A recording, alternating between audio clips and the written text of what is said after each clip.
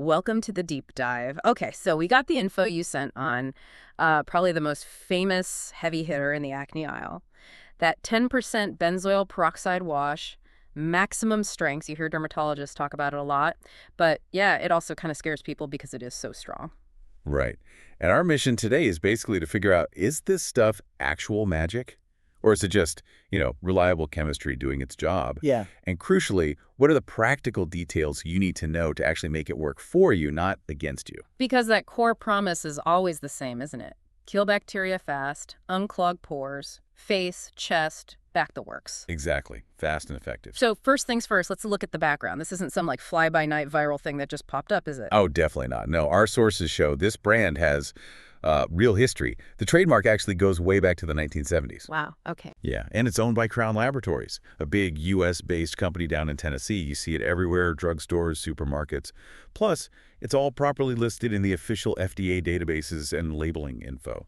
So yeah, it's a regulated, established product, a chemical workhorse, like you said. And that established nature kind of matches its potency, right? That 10% number? It's significant. Yeah, that 10% concentration. Mm. It's not just a random number. It's actually the highest strength the FDA allows for benzoyl peroxide over the counter. Ah, okay. The max OTC dose. Precisely. And that maximum strength is why you still see it recommended in dermatology guidelines. It's the go-to tool when you need to quickly target really stubborn, deep inflammatory acne. When you got to hit those bacteria hard and fast, this is often the recommendation. Right, which lines up with what people say about it, out in the real world. The feedback is pretty clear. Yeah. It's legit, it works, and it works quickly, especially, it seems, on those really red, angry, inflamed breakouts. Yes, that's the consistent theme. For inflammatory acne, it gets results. But there's always a but with something this strong, isn't there? Where do people run into problems? Because they definitely do. They do. And that's the whole balancing act. This isn't just, a gentle face wash you can splash on without thinking. The two cautions that come up again and again in basically all the feedback are non-negotiable. First, dryness. Like really bad dryness. Severe dryness. Yeah. Aggressive dryness. We're talking potential flaking, redness, serious irritation if you're not careful. Mm-hmm. And second, it bleaches fabric. Actively. Oh, yeah, I've heard about that, like towels and stuff. Exactly. And it's not just a mild fade. People have ruined expensive dark towels, colored sheets. I even saw feedback about someone wrecking a silk pillowcase. That's an expensive mistake if you forget about that bleaching power. Okay, so if it's that intense, serious dryness, bleaching fabrics, Yeah. why do derms still point people towards the 10%? Why not just stick with the milder, say, 4% version? That's a great question. It really comes down to effectiveness for certain types of acne. The 10% just hits harder and faster for those inflamed lesions.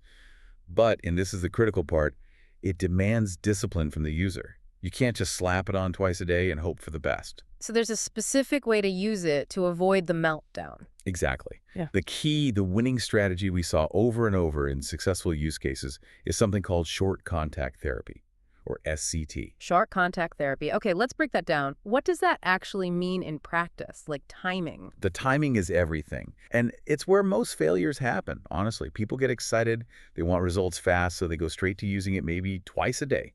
Or worse, they combine it with other actives like retinol or salicylic acid right out of the gate. That's a recipe for irritation. Right, too much too soon. Way too much. So the mantra is low and slow. With SCT, you apply the wash, but you only let it sit on your skin for a very short time, like 60 to 90 seconds. Maybe 2 minutes max. That's it, just a minute or two. That's usually enough time for the benzoyl peroxide chemistry to do its job killing the bacteria. Then you rinse it off thoroughly, immediately. And right after rinsing, you follow up with a good, robust moisturizer to combat that drying effect. So you're basically managing the contact time, getting the benefit without letting it sit long enough to cause the really bad side effects. You got it. That's the essence of SCT. And definitely patch test first. Always patch test something this strong.